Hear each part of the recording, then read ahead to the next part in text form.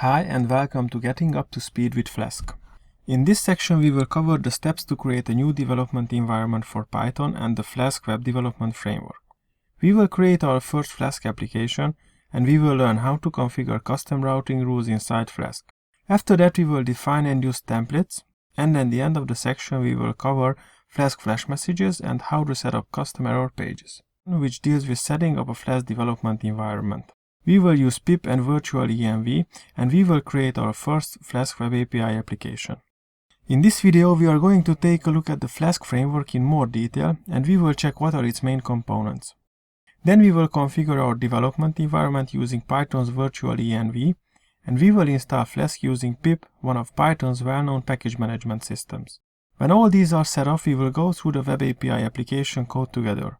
The application will be accessible through HTTP GET requests and will return some random funny quotes. Flask is a microframework used for website and web API development. Being a microframework means it has a simple core and it is easily extendable. You will see it is very easy and fast to create applications using Flask. Because of its simplicity, it is widely adopted among web developers and the Python community. Flask is using the Jinja 2 template engine with Workzug WSGI toolkit. WSGI stands for Web Server Gateway Interface, a standard interface between web servers and web applications. Flask is a framework with batteries included. In many cases, even Python is mentioned as a programming language with batteries included. This means the Flask framework supports building extensions, and thanks to the modular architecture and the Python community, there are a lot of useful extensions available for Flask. Now we will create the development environment for our first Flask project.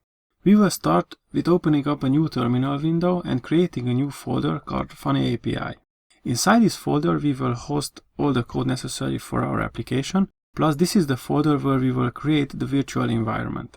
We will install Flask using pip into this virtual environment. So we should go to the Funny API folder and let's create the new folder called venv. We can initialize the virtual environment inside its venv folder using the virtual env keyword and passing in the folder as parameter. You can see on the console that Python has been added to this venv bin folder, plus all the necessary setup tools, plus pip was installed there. Now we need to activate the virtual environment.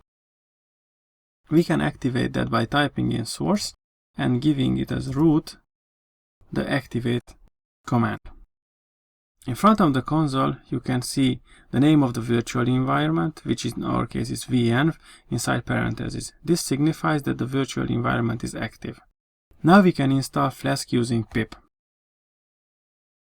This can be done using the pip install Flask command.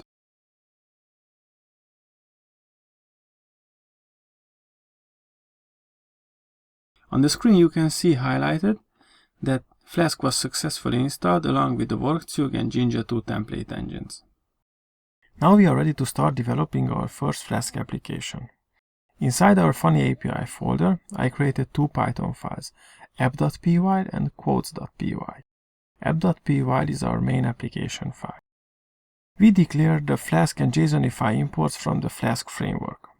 Next we import the random module. This will be used for generating random numbers when we are serving the funny quotes. The random numbers will be used to select quotes from the ones which we store in the quotes.py file. Next, we declare a new Flask application and we pass in as parameter the current file's name. We define the serve funny quote function and we are assigning this function to the /API/funny root. Inside the function, we load the quotes from the quotes.py file and we select a random quote from these. The quotes are stored as a list of Python dictionaries. Each dictionary has author and quote as keys.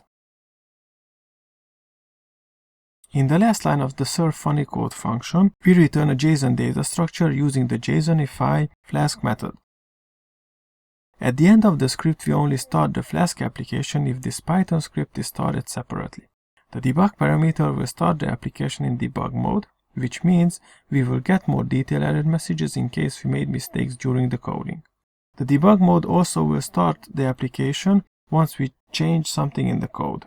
Now let's take a look at the application and try to start it. Let's go back to the terminal window and we have to make sure that our virtual environment is active. We can start the application by typing in python app.py. If the Flask framework started correctly, then we should see a localhost 5000 port opened and the application is listening on this port. So if we go to a browser and we navigate to localhost 5000/API/funny, the route which we mapped our serve funny quote method to, then we should get some JSON response back. If we refresh the page, then we should get different responses. In this video, we covered the main building blocks of Flask, the installation steps of Flask and the new development environment. We created a Flask Web API application which serves HTTP requests and returns funny quotes.